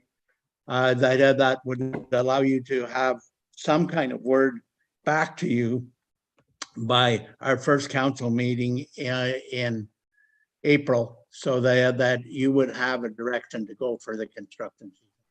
Is that something that's workable? I'd like to proceed with the application for the building permit, regardless what takes place with the county. If something good turns out with the county, I could have the second thoughts on demolition or whatever down the road, but that's fair enough. I need to proceed. I've been waiting too long, and I can't deal with county on this. I can deal with council. I should be entitled to proceed with the building on this property, and what becomes with what is here and the proposed severances, that's still between the county and what, the procedure. And if I can add, I think there's another option that maybe Hope, and I'm not sure if you're going to talk about it or not. With the new official plan, it allows a second dwelling. I believe, maybe Hope can correct me if I'm wrong, because the provincial the PPS allows, they're pushing more development, sorry, on one land. And I think maybe an option is if you proceed with it and have two dwellings on one piece of land, which might buy you some time to allow the severance to catch up. And I think it's over. I think there's two clauses, and this is a case of if it's over 5 acres, which I think is around 19 acres of land, so it would qualify for that. That can be on separate surfaces and have the two dwellings on one piece of land. So that could be a viable option. Maybe Hope can.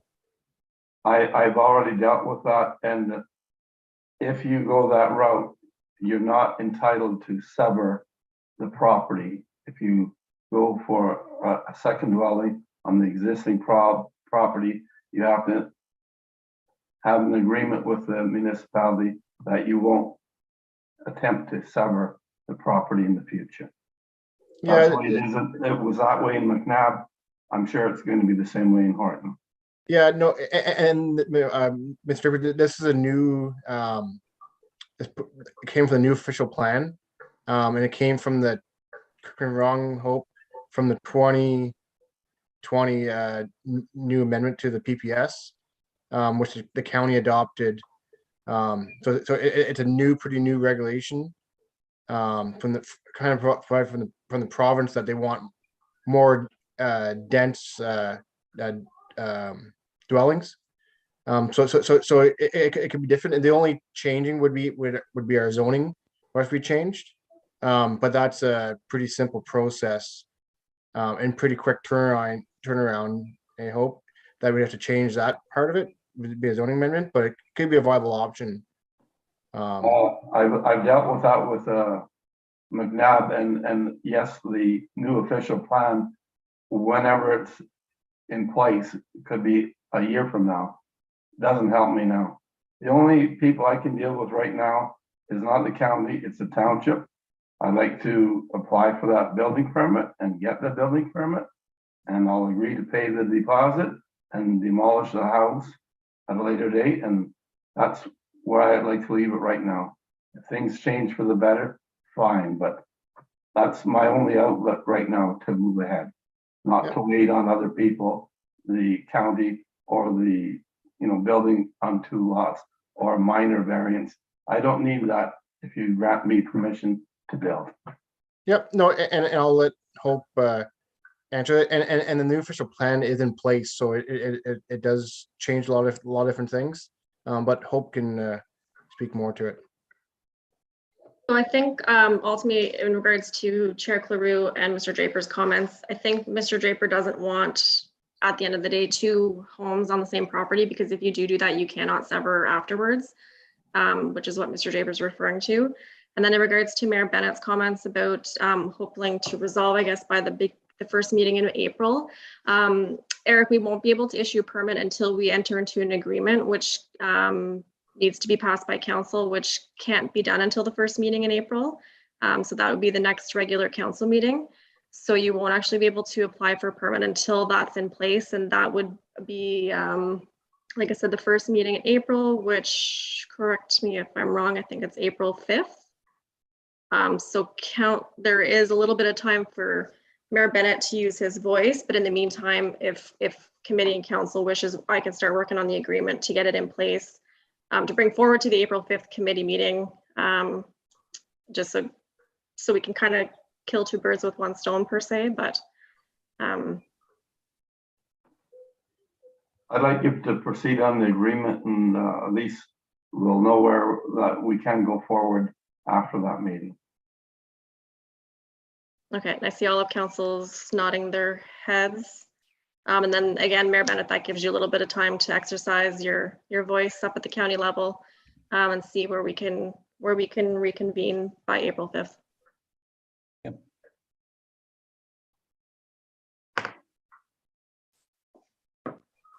Okay. No other comments? I'll pass it back. Oh, sorry. No, that's fine. That suits me fine. Yep. Well, thank you. Okay, thank you. And thank you, planning committee members. And I'll pass it back to Mayor Bennett. Have a good night. Thank you all. Thank you, everyone. Thank you. Thank you. Thanks, Have a Eric. good night, everyone. Chair's report, Councillor Webster, Transportation and Environmental Service Committee. Thank you, Mayor. Yeah, page 90 of our package. And I think our Public Works Manager is here, Adam Knapp, so maybe I'll let him take this one. I know the author is Nikki DeBow. I'll let her off the hook. So just a summary of the delegation for food cycle science. It sounded like an interesting pilot, but maybe not the right fit for Horton. And interestingly enough, it sounds like the pilot project that McNabb is doing is an industrialized version of it from the best that we can see. So that might be an option for Horton in the future. For the landfill expansion, we're just looking to go into phase 2 for that. They're looking to do a little more testing, reduce some testing and capacities, and other testing. They want to do more along the active phase that we would expand. So this is just money to provide more data to the MOE per their requests. The landfill expansion does look like it'll go through. They said there was no reason why they didn't see that it would. They just want to make sure everything's looking fine.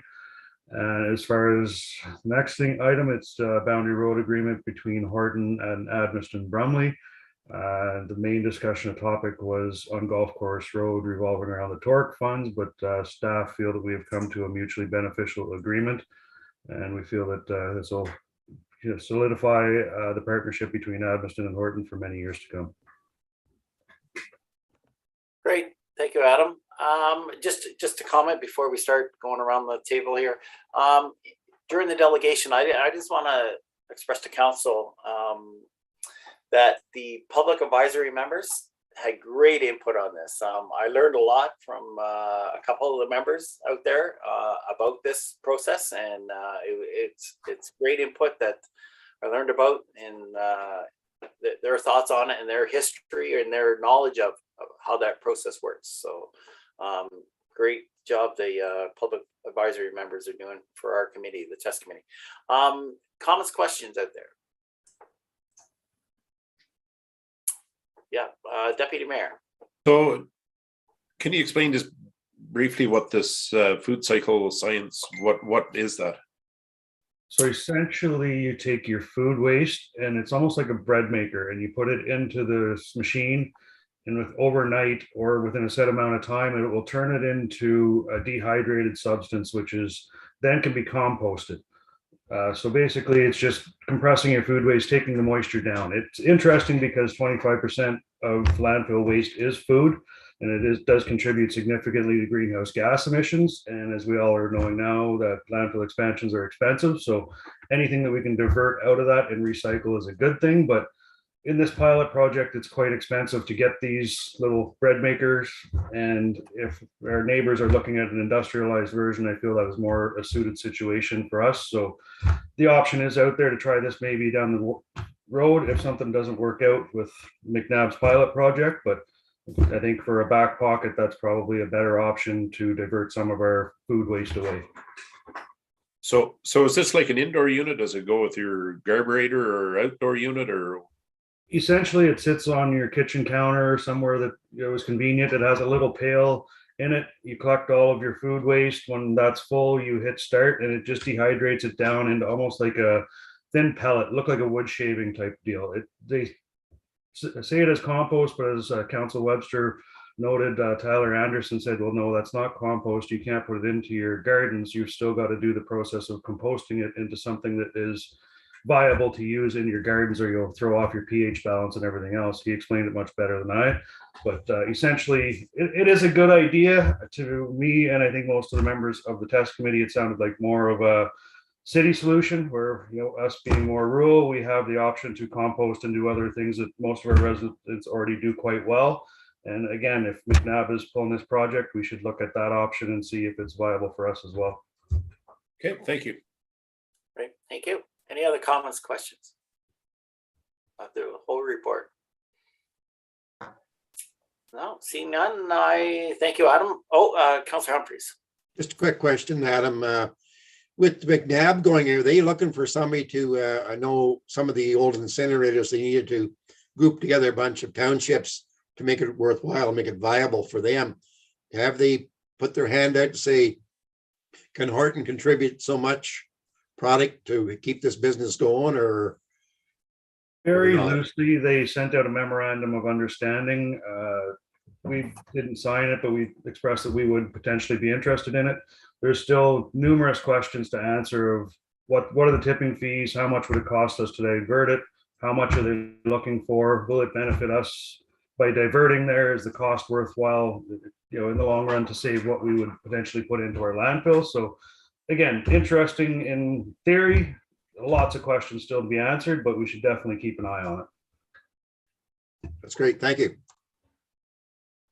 Great, thank you. Mayor Bennett. Just for council information, Mayor Peckett has been working very diligently on bringing this forward, but the key component to the whole system is volume.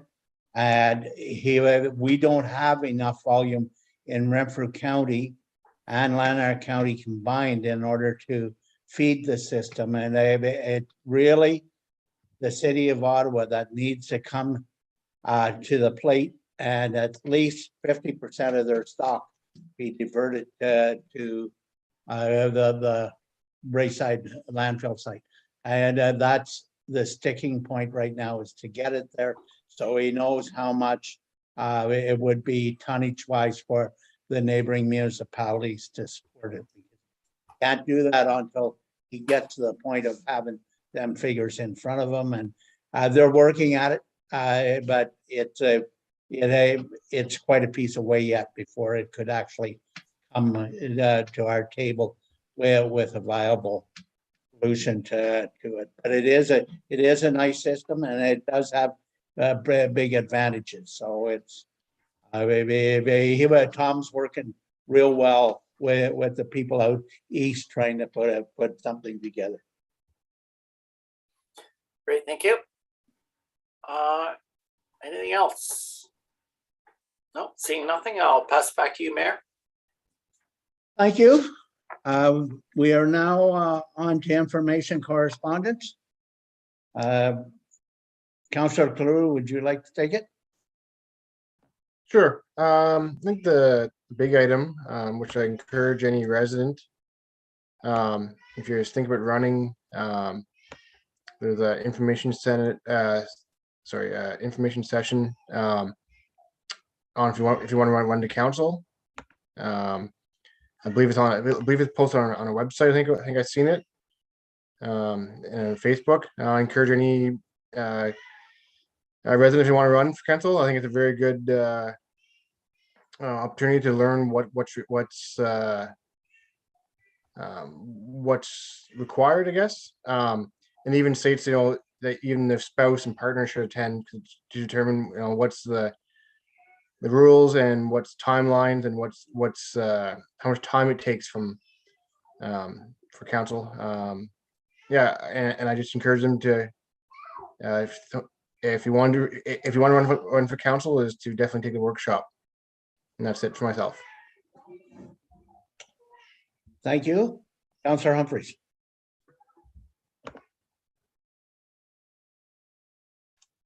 Yeah, thank you, Mayor Bennett. Yeah, just that was one thing on my list that Council Crew brought forward.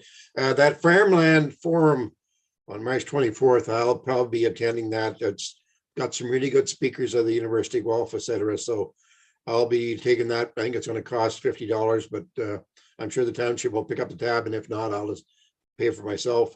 The other thing was the M&R and their floating accommodations on the waterways, which would affect our boat launch and stuff maybe down the road. There's a lot of positives, a lot of negatives. So just making a list here. People can come and be on their houseboats and enjoy the nature, and nobody can afford a cottage and the taxes. But on the negative is, party time, noise time, pollution time, and no respect for property. So it's got to go through M&R for that. So that was another little highlight of the information package, and just some of our stats from the county and how, like I say, we got good representatives on AMO, Roma, and the Eastern Ontario Warden Caucus. So we're pretty well looked after, and that was a big read, but a lot of interesting insights. Thank you, Mayor Bennett. Councillor Webster. Mayor. Couple things. So the infrastructure funding came out in late last year, 21, November, I think, October, November, $4 billion from the province coming forward to get everybody hooked up internet wise. Glad to see that's moving along. Number 9, OWMA, the Alternatives Technology Forum. That sounds very, very interesting, and I think Adam's expressed interest in that for waste management. And then the last thing is the Roma Insider. So it was a good conference online this year, but I expressed to other council members if they're going to retain running for Horton Township, that's a great conference. I think Councillor Humphreys attended a few years ago, or the first year. But yeah, it was a very good online even session that happened. I think CAO Bilbo was there as well. Thank you. Deputy Mayor Campbell. You're muted, Glenn.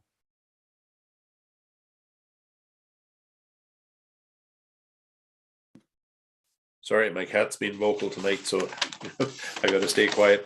The most of them been spoken on, and that's great to hear. I again just touching base on I see funding, extra funding, and even Peel County's allocated 26 acres for support of future site for a rehabilitation center for first responders with regards to PTSD. And I wanted to speak on the fire certification regulation response for federal transit the fire certification registration. I know Chief Cole will be doing a PowerPoint presentation this on that this Thursday. He's got lots of background and concerns on that, and is welcoming any of the other 2 council members if they wish to attend to bring everybody up to speed on that. That's it. Okay, thank you.